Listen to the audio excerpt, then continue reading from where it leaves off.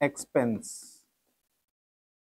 पहला इफेक्ट क्या होगा, जो भी खर्चा आउटस्टैंडिंग होगा, राइट, एडजस्टमेंट में दिया होगा बेटा, उसका पहला इफेक्ट है कि उसके खर्चे में उसको ऐड कर दो, प्लस कर दो। यानी अगर यहाँ पे आउटस्टैंडिंग सैलरी है तो सैलरी में प्लस कर दो पीएनएल में, अगर यहाँ पे आउटस्टैंडिंग वेजेस है तो फिर ट्रेडिंग अकाउंट में वेजेस में प्लस कर दो, ठीक है। यानी आउटस्टैंडिंग एक्सपेंस तो कुछ भी हो सकता है बेटा, वेजेस भी हो सकती है, सैलरी भी हो सकती है। अगर सैलरी आउटस्टैंडिंग है तो उसका पहला इफेक्ट कहां जाएगा, सैलरी में प्लस होगा। अगर वेजेस आउटस्टैंडिंग है तो पहला इफेक्ट कहां होगा, सैलरी में थोड़ी प्लस होगा, वेजेस कहां प्लस होगी, वेजेस में प्लस होगी। तो पहला इफेक्ट मैंने क्या लिखा, added to respective expense. Respective में कुछ भी हो सकता है, सैलरी है तो सैलरी में प्लस कर देना, वेजेस है तो वेजेस में प्लस कर देना, रेंट है तो फिर आप रेंट में प्लस कर देना। पहला इफेक्ट समझ में आया। दूसरा, नामी से क्लियर है कि आउटस्टैंडिंग यानी पेबल, जिसकी पेमेंट अभी तक की गई नहीं है, अगर आपने पेमेंट ही नहीं की तो आपकी क्या बन जाती है फिर, लायबिलिटी। तो सेकंड इफेक्ट आपका बैलेंस शीट में जाएगा इन लायबिलिटी। सेकंड इफेक्ट बेटा लायबिलिटी में आप शो करोगे एज ए आउटस्टैंडिंग एक्सपेंस। अब आउटस्टैंडिंग एक्सपेंस का मतलब सैलरी है तो आउटस्टैंडिंग सैलरी लिख देना आप, ठीक है ना, वेजेस है तो आउटस्टैंडिंग वेजेस लिख देना, रेंट है तो आउटस्टैंडिंग रेंट लिख देना। मैंने यहाँ पे एडेड नहीं लिखा क्योंकि लायबिलिटी साइड में कोई पहले से खर्चा थोड़ी होता है, ये तो ओनली लायबिलिटी है। तो आपको आउटस्टैंडिंग सैलरी है तो लायबिलिटी में बस आउटस्टैंडिंग सैलरी लिख के आप छोड़ सकते हो, ठीक है। ये वाली एडजस्टमेंट हमारी हो गई थी। इस पे एक क्वेश्चन किया था ना हमने, कौन सा किया था एक बार निकालना,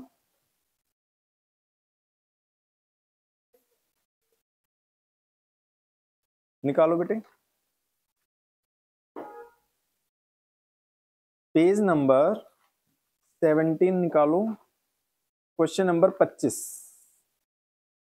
ये हमने किया था, है ना। पेज नंबर 18 पे क्वेश्चन नंबर 26 है बेटा। ये करना है, लेकिन इसको करने से पहले ना हमें एक एडजस्टमेंट और सीखनी पड़ेगी जो इसका अपोजिट है। आउटस्टैंडिंग एक्सपेंसेस का मतलब क्या होता है, आउटस्टैंडिंग एक्सपेंसेस का मतलब जिन खर्चों का बेनिफिट तो हमने ले लिया बट उनकी पेमेंट हमने नहीं करी, राइट, यही होता है ना। गुड। एक एडजस्टमेंट है बेटा इसकी अपोजिट, प्रीपेड एक्सपेंसेस। ये आउटस्टैंडिंग एक तरह से अपोजिट आप कह सकते हो। प्रीपेड एक्सपेंसेस क्या होते हैं बेटा, प्रीपेड एक्सपेंसेस जिनकी पेमेंट तो आपने कर दी बट अभी तक उनका आपने बेनिफिट नहीं लिया। अब मैं आपसे एक चीज पूछना चाहता हूं बेटा, आपने पेमेंट अगर कर दी और उसका बेनिफिट खर्चे का अभी तक लिया ही नहीं आपने, क्या आप उसको अपना एक्सपेंस मान सकते हो? जिस चीज का बेनिफिट ही नहीं लिया क्या उसको खर्चा कहा जा सकता है? नहीं ना। अब 12th क्लास की फीस मुझे आज दे दो तो क्या ये आपका इस साल का खर्चा बन जाएगा? नो। हम अक्रूवल बेस अकाउंटिंग पढ़ते हैं बेटा। अक्रूवल बेस अकाउंटिंग हमें कहती है कि आज के खर्चे मतलब इस साल के खर्चे इस साल में डालो, अगली साल के खर्चे इस साल में मत डालो। प्री मतलब पहले, पेड यानी अगली साल का खर्चा अगर आपने आज पे कर दिया तो उसको आज का खर्चा नहीं माना जा सकता, उसको इस साल का खर्चा नहीं माना जा सकता बेटा। क्लियर है, राइट। अब आएगा कैसे इसको, इसका इफेक्ट कहां कहां जाएगा, इसका बेस समझने की कोशिश करते हैं पहले हम, ठीक है। समझने की कोशिश करना, आपको हर चीज अच्छे से समझ में आएगी बेटे। जब आपके पास इस चैप्टर का क्वेश्चन आता है तो आपको ट्रायल बैलेंस दिया होता है ना, छोटा सा ट्रायल बैलेंस बना लेते हैं हम ओनली इस एडजस्टमेंट के पॉइंट ऑफ व्यू से। ये इस तरीके से एक ट्रायल बैलेंस आएगा आपके पास, मैं बाकी चीजें नहीं लिख रहा, हमें बस उससे मतलब है जो हमारे काम की है इस वाले पॉइंट में, प्रीपेड एक्सपेंसेस के पॉइंट में। मान लो यहां पे एक एक्सपेंस का नाम लिखा है इंश्योरेंस, ये प्रीमियम गया था बेटा आपका 24,000, ठीक है।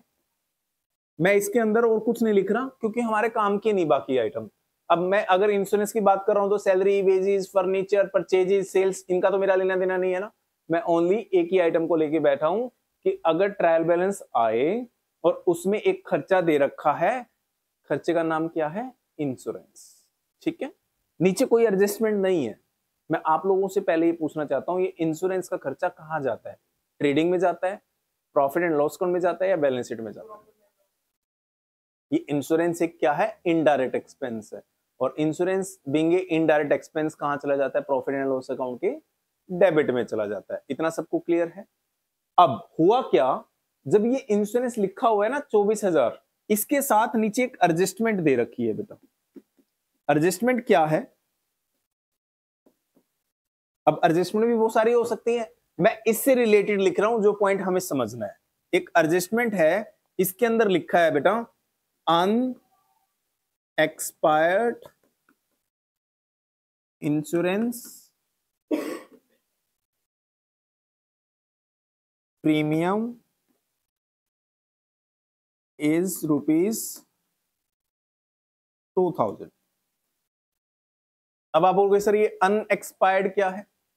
अनएक्सपायर्ड मतलब जिसका बेनिफिट अभी तक लिया गया नहीं है, that is called unexpired, right? यानी जिसका बेनिफिट अभी तक हमने लिया नहीं। अगर बेटा ट्रायल बैलेंस में 24,000 का इंश्योरेंस प्रीमियम दिखा रहा है, it means this is paid expense. ये कौन सा एक्सपेंस होगा? पेड एक्सपेंस होगा। अब कोई बच्चा मेरे को कहता है सर ट्रायल बैलेंस में इंश्योरेंस 24,000 लिखा है, आपने कैसे मान लिया पेड? ये आउटस्टैंडिंग भी तो हो सकता है। बेटा आपको एक चीज बताना चाहता हूं, मैंने आपको पहले भी क्लियर करी थी ये बात। ट्रायल बैलेंस में जब मैंने इंश्योरेंस लिखा तो मैंने आपको क्या बोला था कि इसमें बहुत सारी आइटम आ सकती हैं, बट मैं किससे रिलेटेड लिख रहा हूं? ओनली इंश्योरेंस से रिलेटेड, क्योंकि मुझे वो वाला पॉइंट करना है। मैंने अगर इंश्योरेंस लिखा है और यहां पे आउटस्टैंडिंग इंश्योरेंस नहीं लिखा, क्या नहीं लिखा उसके अपोजिट में साथ में, इट मींस कौन सा इंश्योरेंस होगा? ये पेड। यानी इसकी जर्नल एंट्री क्या पास हुई होगी? जब जर्नल एंट्री हुई होगी insurance expenses account debit to cash या टू बैंक अकाउंट, यानी ये कौन सा एक्सपेंस हुआ? पेड। तो कितनी पेमेंट कर रखी है आपने इंश्योरेंस की? 24,000। नीचे कह रहा है अनएक्सपायर्ड कितना है? 2,000। 24 में से 2,000 का खर्चा अनएक्सपायर्ड है, यानी 24,000 में से 2,000 के खर्चे का बेनिफिट अभी तक हमने नहीं लिया। तो 24 की पेमेंट है। नीचे क्वेश्चन कह रहा है 2,000 का खर्चा अनएक्सपायर्ड है। बेटा अनएक्सपायर्ड को मैं एक नाम से और बुला सकता हूं, किसके नाम से? Prepaid insurance. मैं इसको प्रीपेड इंश्योरेंस भी कह सकता हूं बेटा। प्रीपेड इंश्योरेंस मेरा 2,000 रुपीज है, मैं इसको प्रीपेड कह सकता हूं। तो 24 की पेमेंट कर दी हमने, ऊपर क्वेश्चन में समझ में आ रहा है 24,000 का इंश्योरेंस खर्चा दे रखा है। नीचे कह रहा है 2,000 प्रीपेड है, तो प्रीपेड तो बेटा अगली साल का हो गया ना। 24 में से अगर 2,000 अगली साल से रिलेटेड है तो इस साल से रिलेटेड कितने हुए? 22 ना। तो प्रॉफिट एंड लॉस अकाउंट में खर्चा कितना जाना चाहिए? 24 या 22? 22 या 24? अब लेकिन दे तो 24 रखा है। भाई मैंने आपको क्या सिखाया था, ध्यान से समझना। मैंने आपको क्या सिखाया था कि ट्रायल बैलेंस में अगर इंश्योरेंस दे रखा है तो उसको कहां ले जाओ? पीएनएल में ले जाओ, क्योंकि ये इनडायरेक्ट एक्सपेंस है। लेकिन 24 नहीं जाएगा, जाना कितना चाहिए? 22। तो यानी ये 2,000 इस 24 में से क्या करने पड़ेंगे?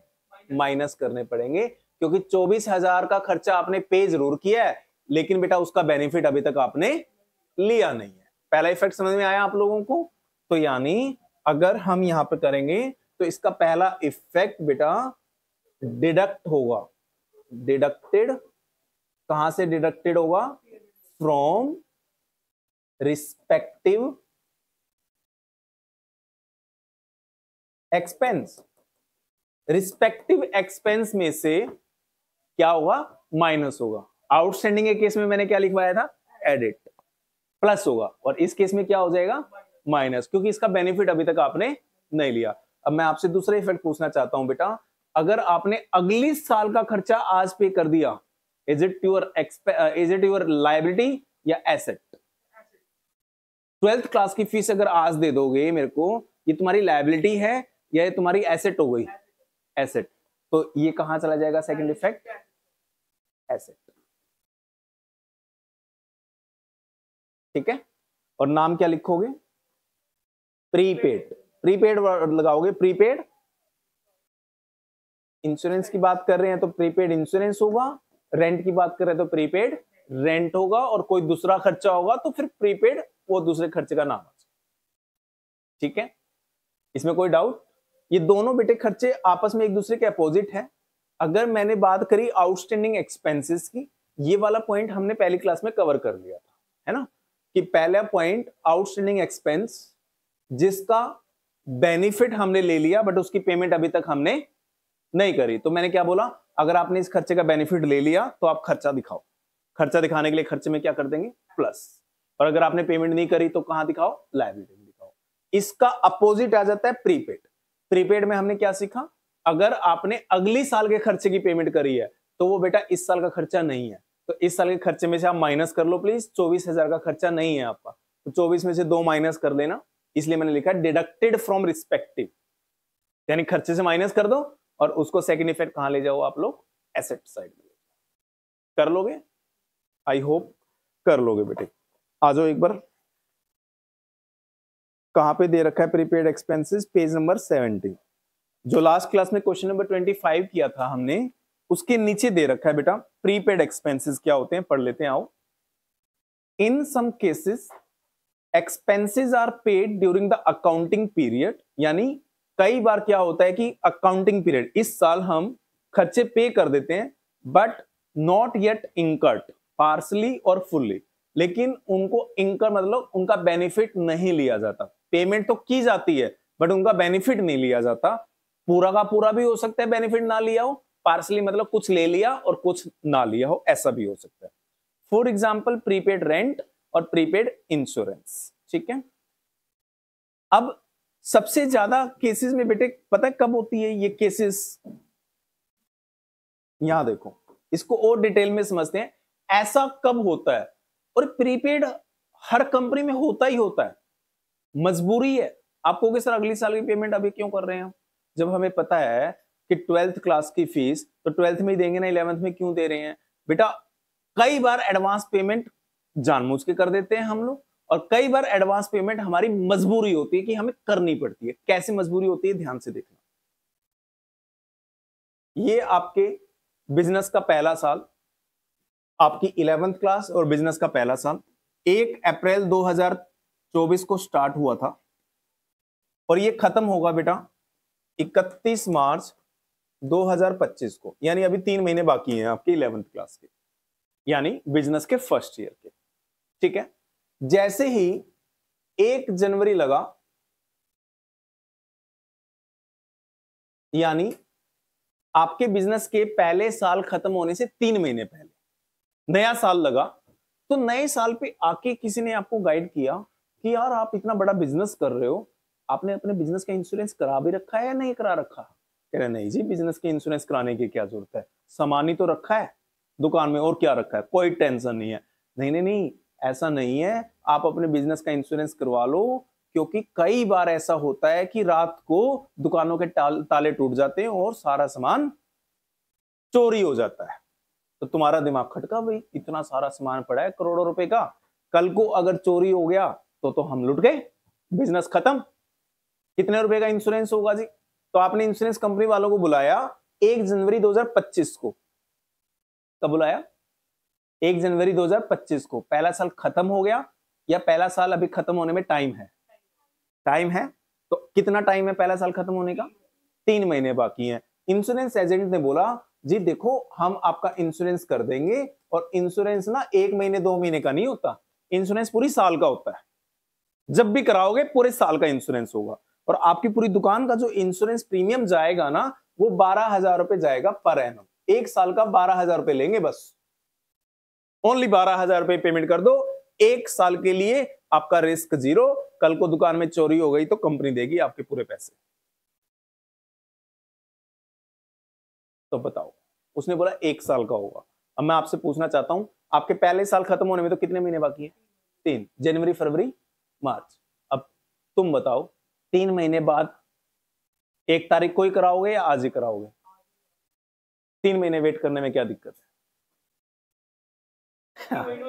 हो सकता है 3 महीने में ही, तो 3 महीने का वेट तो नहीं करेंगे ना। अब अगर किसी ने दिमाग में जब तक नहीं डाला था चल रहा था, लेकिन आज किसी ने दिमाग में डाल दिया तो अब तो इंश्योरेंस आज ही करवाएंगे, आज की रात का भी वेट नहीं करा जाएगा, क्योंकि हो सकता है आज रात कोई चोरी होनी हो, तो आज ही पेमेंट करनी पड़ेगी, नहीं करनी पड़ेगी? करनी पड़ेगी, दिमाग में डाल दिया। तो 3 महीने का वेट नहीं करेंगे बेटा, आज ही पेमेंट करेंगे। तो हमने इसको बोला देखो यार, हमारे ना पहले साल के ओनली 3 महीने बाकी है, ठीक है, इंश्योरेंस तो हमने करानी है और अब परमानेंट करवानी है। एक काम कर, पहले 3 महीने की कर दे, अभी तो इस साल के 3 महीने रह गए ना, फिर 1 तारीख से पूरे पूरे साल की कर लिया करेंगे, ईयर टू ईयर अपना हिसाब हो जाएगा। वो करेगा क्या? और कहेगा मैडम छोड़ो 3 महीने बाद आऊंगा। क्या 3 महीने बाद बुलाओगे, आज ही कराओगे?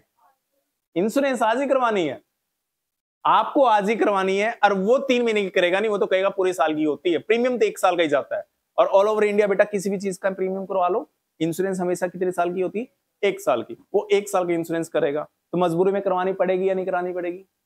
करवानी पड़ेगी। आप कहोगे देखो फिर एक काम करो, 12,000 रुपए का प्रीमियम है 1 साल का, है ना, इसको 4 किस्तों में ले ले, 3 महीने का भी ले ले, 3 महीने का बाद में ले लियो, ऐसे कर लियो। कह रहे नहीं नहीं नहीं मैडम ऐसा नहीं है, प्रीमियम तो 1 साल देना पड़ेगा, अभी एक साथ देना पड़ेगा। तो बताओ दोगे या नहीं दोगे? अब उसकी हर शर्त माननी पड़ेगी। तो तुमने क्या किया, 1 जनवरी को इंश्योरेंस की पूरी पेमेंट 12,000 रुपए आपने उसको पे कर दी। लो जी 12,000 का चेक काट दिया, ले जाओ पेमेंट पूरी, कोई बात नहीं, इंश्योरेंस तो आज ही करवाना है। मुझे बताओ कितना पैसा गया तुम्हारा? 12,000 इंश्योरेंस पे कर दिया या करना है? पेमेंट कर दिया आपने। अगर आपने पेमेंट कर दी तो क्या एंट्री पास करी होगी बुक्स में? Insurance account debit to bank account, यानी बैंक से पूरी पेमेंट कर दी। तो ट्रायल बैलेंस कैसा दिखेगा तुम्हारा? यहां देखना, ट्रायल बैलेंस कैसा दिखाई देगा तुम्हारा? यहां पे आपका इंश्योरेंस एक एक्सपेंस आ रहा होगा ट्रायल बैलेंस के डेबिट में 12,000, ऐसे दिखाई दे रहा होगा बेटा। ट्रायल बैलेंस में और भी आइटम होंगी, बट इंश्योरेंस कितना दिखाई दे रहा होगा? 12,000। मुझे एक बात बताओ, क्या इस 12,000 को आप पूरा पीएनएल में डाल सकते हो? अगर इस 12,000 को पूरा पीएनएल में डाल दिया तो आपने तो पूरा खर्चा किस साल का मान लिया? इस साल का। क्या ये 12,000 खर्चा इस साल का है? इस साल के कितने महीने बचे? 3, और ये प्रीमियम कितने महीने का? 12, यानी पेमेंट करीब 12 महीने की, और बेनिफिट कितना लेंगे अभी इस महीने में, इस साल में? 3। 9 महीने का बेनिफिट कौन से साल का है? नेक्स्ट ईयर से, यानी 9 मंथ्स रिलेटेड, कौन से साल से रिलेटेड है 9 मंथ्स? तो नेक्स्ट ईयर, अगले साल से रिलेटेड है बेटा 9 मंथ्स। तो 9 महीने का खर्चा अगले साल डलना चाहिए और 3 महीने का खर्चा इस साल डलना चाहिए। तो मैं आपसे पूछना चाहता हूं 12,000 का 12,000 इसी साल में डालोगे खर्चा, या 12 में से ओनली 3,000 इस साल डालेगा और 9,000 अगले साल में डलना चाहिए? सिंपल, पक्का? तो 12 में से 9,000 अगले साल से रिलेटेड है, तो 12 में से कितना माइनस करोगे? 9,000 माइनस करोगे, तो इस साल खर्चा कितना बुक करोगे? तो मैंने क्या लिखा है यहां पे? Deducted from respective head, prepaid. 12 में से प्रीपेड कितना है बेटा बताओगे? 9,000। 9,000 रुपए क्या है? प्रीपेड है। क्या लिखा मैंने 9,000 के लिए? डिडक्टेड फ्रॉम रिस्पेक्टिव एक्सपेंस, यानी 9,000 कहां से माइनस कर देना? उस 12 में से। तो कितना खर्चा रह जाएगा पीएनएल में? 12 में से 9 हटा दोगे तो 3। और दूसरा मैंने बोला एसेट, वो 9,000 रुपए आपकी एसेट आएगी। क्यों आएगी एसेट? क्योंकि आपने पेमेंट कर दी, बट अभी इस साल 9,000 का बेनिफिट नहीं लेने वाले। अगर बेनिफिट नहीं लेने वाले और आपने पेमेंट कर दी तो वो तुम्हारी लायबिलिटी तो हो नहीं सकती, तो तुम्हारी क्या मानी जाएगी? एसेट। तो बेटा प्रीपेड के 2 इफेक्ट जाएंगे, एक खर्चे से माइनस और एक asset. Clear?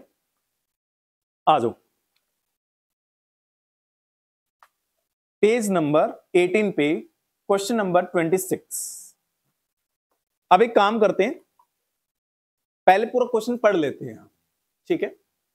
From the following balances as on 31 March 2022 prepare trading and profit and loss account and balance sheet. ठीक है, तीनों अकाउंट बना लेंगे जी।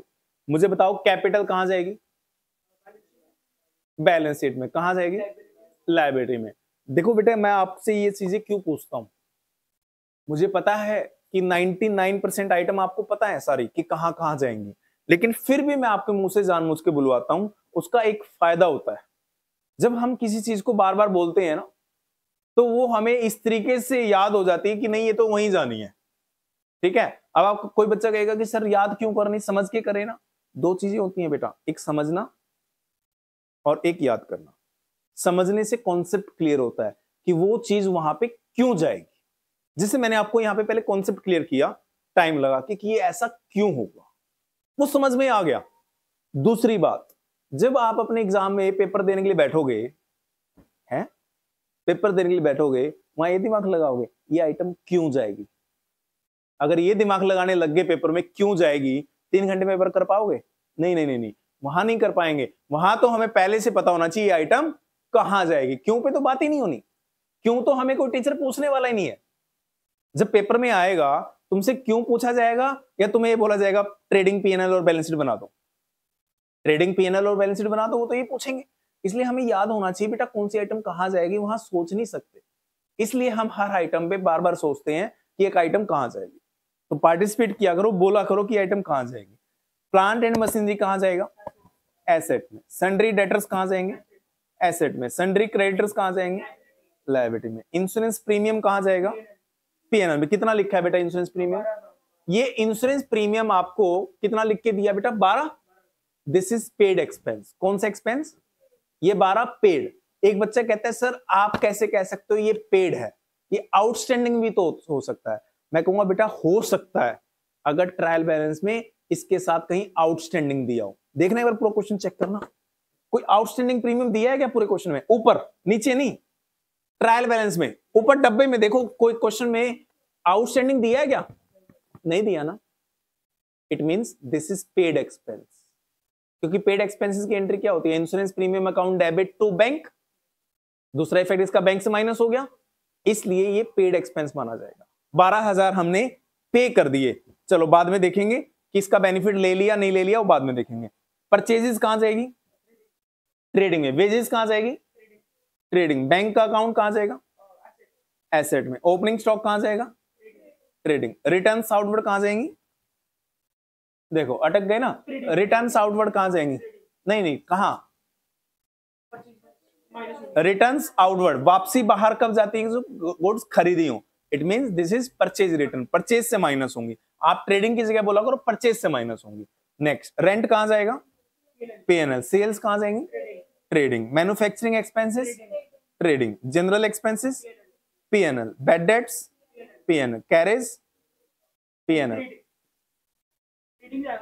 दोबारा सोचो। ट्रेडिंग। मैंने आपको बोला था बेटा कैरेज और कैरेज इनवर्ड दोनों बात क्या होती है? बराबर। कैरेज इनवर्ड लिखा हो या कैरेज लिखा हो, दोनों कौन से एक्सपेंस होते हैं? Direct expenses. अगर आपको इनडायरेक्ट मानना है तो कैरेज के आगे क्या लगाना पड़ेगा? आउटवर्ड। वो कंपलसरी है।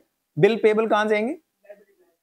पेबल। पेबल मतलब पैसा देना है, और देना हो तो क्या होती है? Liability. Returns inward? PNL. Sales returns.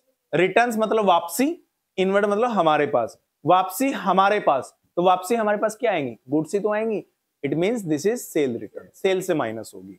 पहला पॉइंट क्या है बेटा एडिशनल इंफॉर्मेशन में? Closing stock. कहां कहां जाता है क्लोजिंग स्टॉक? एक तो ट्रेडिंग अकाउंट के क्रेडिट में जाता है, और दूसरा इफेक्ट कहां जाता है? बैलेंस शीट की एसेट साइड में। तो क्लोजिंग स्टॉक के दो इफेक्ट होते हैं, एक ट्रेडिंग अकाउंट के क्रेडिट में और एक प्रॉफिट बैलेंस शीट की एसेट में। क्लियर है? दूसरा पॉइंट कौन सा है बेटा?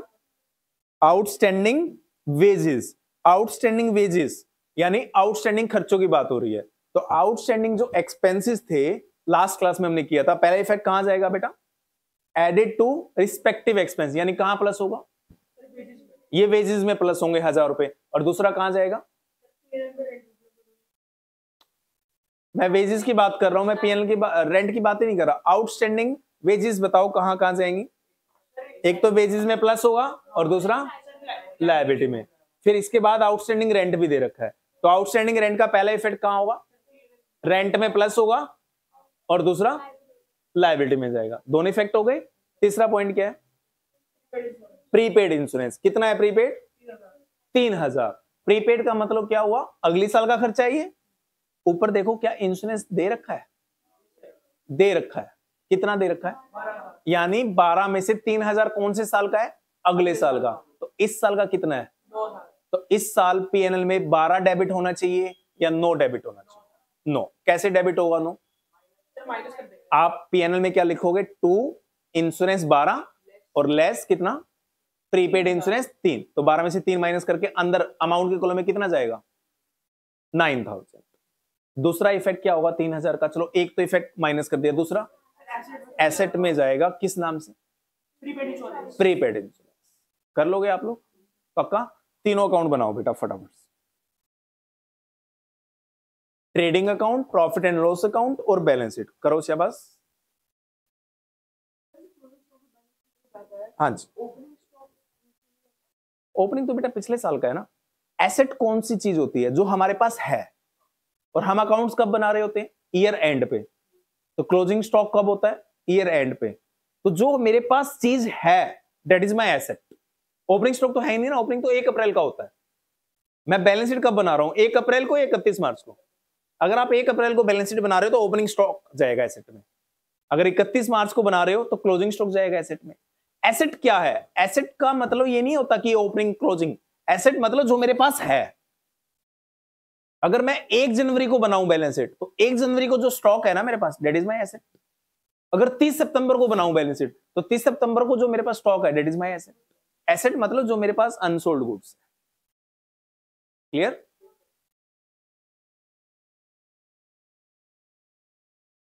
ओके, फटाफट से बनाओ बेटा trading, profit and loss account और बैलेंस शीट।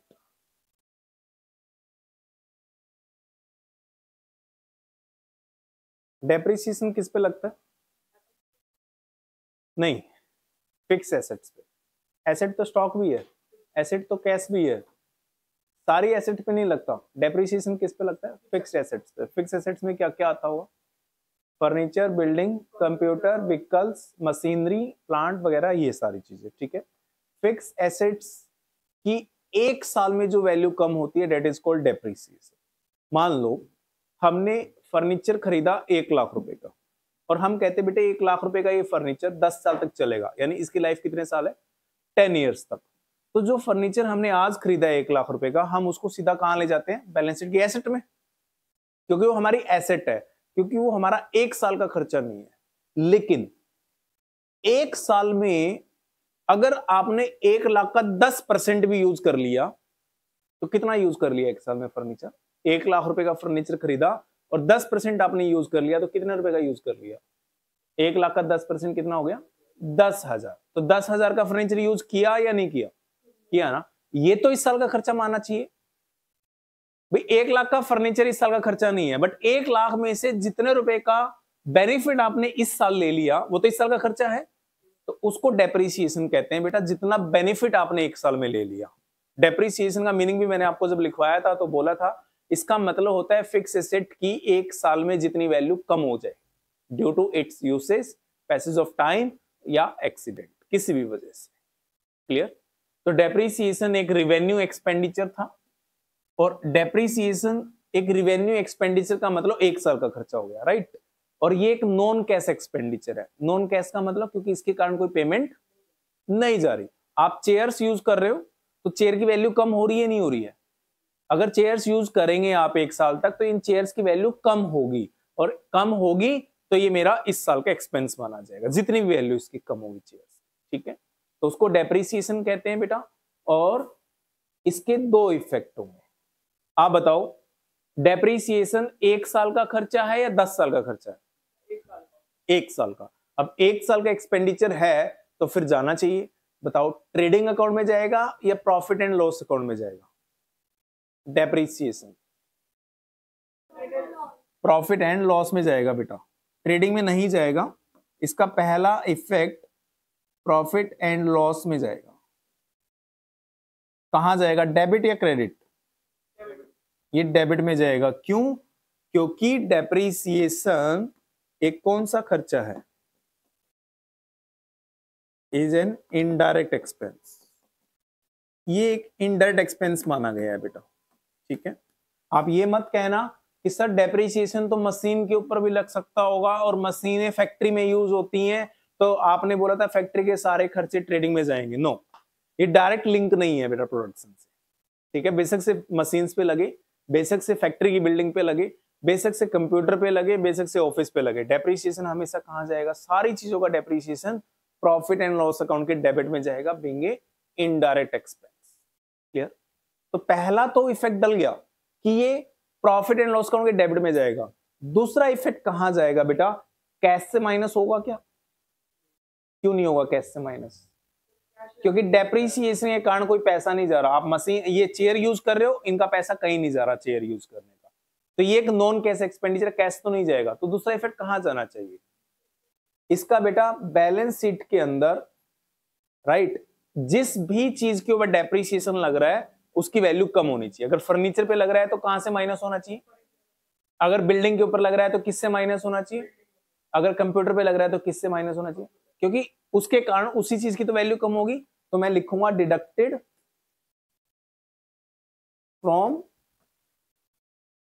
रिस्पेक्टिव, जो भी एसेट होगी, respective fix asset, FA. Furniture के ऊपर डेप्रिसिएशन लग रहा है तो फर्नीचर से माइनस कर देना बैलेंस शीट में, बिल्डिंग के ऊपर लग रहा है डेप्रिसिएशन तो कहां से माइनस कर देना? बिल्डिंग से माइनस कर देना, क्योंकि डेप्रिसिएशन के कारण उस एसेट की वैल्यू कम होगी, और कम होने का मतलब माइनस करेंगे हम। तो इसका दो इफेक्ट आएंगे बेटा डेप्रिसिएशन के। पहला इफेक्ट क्या होगा, ये एक हमारा 1 साल का खर्चा माना गया, और 1 साल के एक्सपेंडिचर सारे कहां आएंगे? प्रॉफिट एंड मतलब इनडायरेक्ट एक्सपेंस माना गया, पीएनएल के डेबिट में जाएगा। और दूसरा इफेक्ट कहां जाएगा इसका? एसेट से माइनस, बैलेंस शीट में फिक्स एसेट से माइनस होगा। कर लोगे? अच्छा, ये कहते सर ट्रायल बैलेंस में अगर डेप्रिसिएशन दे रखा हो, बेटा ट्रायल बैलेंस में डेप्रिसिएशन अगर दे रखा है, इट मींस ट्रायल बैलेंस कहां से बनता है? लेजर से। लेजर कहां से बनते हैं? जर्नल से। अगर ट्रायल बैलेंस में डेप्रिसिएशन दे रखा है, इसका मतलब उसकी जर्नल एंट्री पास हो रखी नहीं हो रखी? बताना डेप्रिसिएशन की एंट्री क्या होती है? अगर फर्नीचर पे डेप्रिसिएशन लगना हो तो उसकी जर्नल एंट्री क्या होती? डेप्रिसिएशन अकाउंट डेबिट टू, पक्का ये एंट्री हो रखी होगी, टू फर्नीचर, यानी ये अमाउंट ऑलरेडी फर्नीचर से माइनस हो रखा होगा, तो हमें फर्नीचर से तो दोबारा माइनस करना नहीं। तो अगर ट्रायल बैलेंस में डेप्रिसिएशन दे रखा है तो सीधा बस कहां चला जाएगा? पीएनएल में। डेप्रिसिएशन थोड़ी बैलेंस में जाएगा। बैलेंस शीट में क्या होता है? फर्नीचर, और फर्नीचर से तो ऑलरेडी माइनस हो रखा है, तो कहां जाएगा? बस सीधा पीएनएल के डेबिट में जाएगा। आप देखो ना बेटे, क्या, हाँ वो बताएगा क्वेश्चन। अब देखो ना, आप लोग इस चीज को सोचो। आप अगर ट्रायल बैलेंस के अंदर, अच्छा एक बात बताओ, सैलरी अगर ट्रायल बैलेंस में दे रखी है तो कहां जाएगा? सैलरी कहां जाएगी? ट्रायल बैलेंस में दे रखी है, पीएनएल में जाएगी। क्यों? वो एक्सपेंस है, इनडायरेक्ट एक्सपेंस है, ठीक है। वो कैश से माइनस क्यों नहीं होगी? ऑलरेडी माइनस, क्योंकि ट्रायल बैलेंस में सैलरी देने का मतलब उसकी जर्नल एंट्री पास हो रखी है, और जर्नल एंट्री क्या पास हुई होगी? Salary account debit to cash, मतलब इसका अमाउंट कैश अकाउंट से ऑलरेडी, तो हमें क्यों करना है? अब डेप्रिसिएशन सुनो, ट्रायल बैलेंस में अगर डेप्रिसिएशन दे रखा है, इट मींस इसकी एंट्री पास हो चुकी होगी। क्या पास हुई होगी? Depreciation account debit to furniture, तो यानी इसका अमाउंट फर्नीचर से ऑलरेडी, तो हमें क्यों माइनस करना है फर्नीचर से? हमें तो बस एक्सपेंस लेना है। क्लियर? आप आ जाओ बेटा पेज नंबर 15/22, वर्कशीट का क्वेश्चन नंबर 19।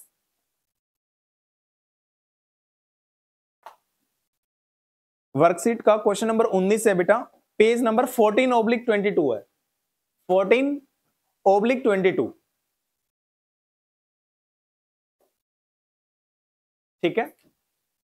लाइन वाइज बेटा क्वेश्चन इसलिए नहीं कर पा रहे क्योंकि जो जो एडजस्टमेंट हम करते जा रहे हैं ना, उन एडजस्टमेंट से रिलेटेड क्वेश्चंस कर रहे हैं।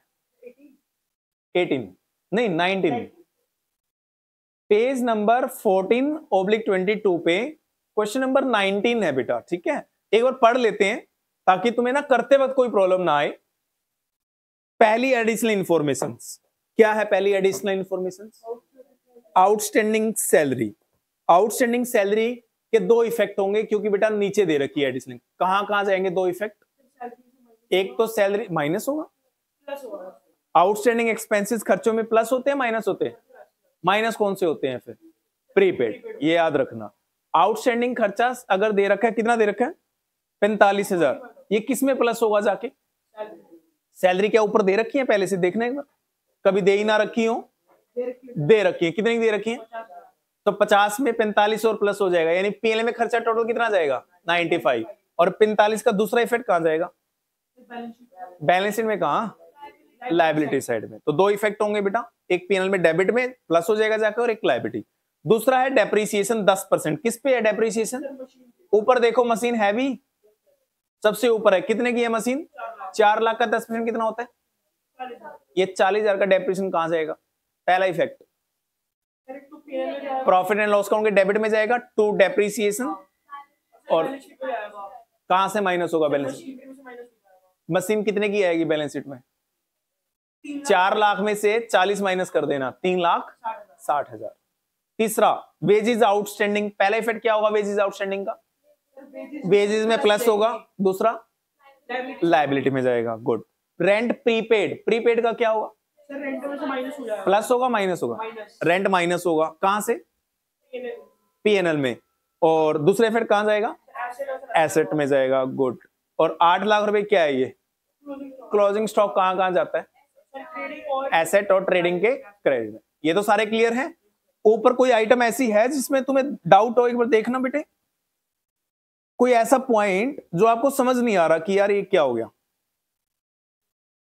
इंटरेस्ट रिसीव्ड कहां जाएगा? क्रेडिट में 30,000।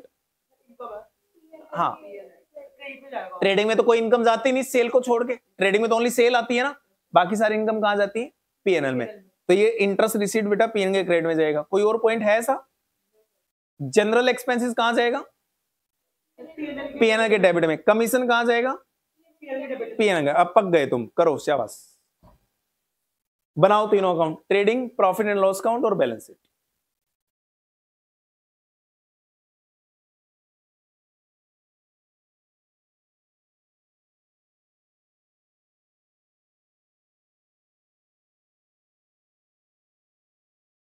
आंसर चेक करना है बेटा, पेज नंबर 21/33 पे देख लेना पीछे है। कोई पॉइंट छूट गया होगा बेटा फिर? नहीं, क्वेश्चन में पॉइंट छूट गया होगा फिर बेटा। तो कितना आ रहा है इसका बैलेंस शीट का टोटल?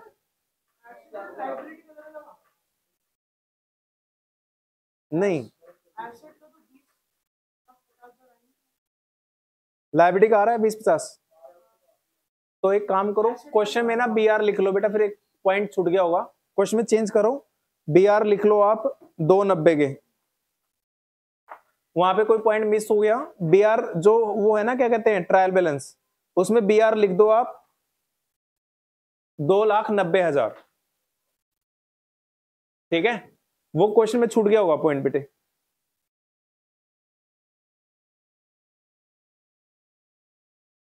डेबिट साइड में लिखना, क्रेडिट में मत लिख देना, राइट साइड में मत लिखना, लेफ्ट में लिखना।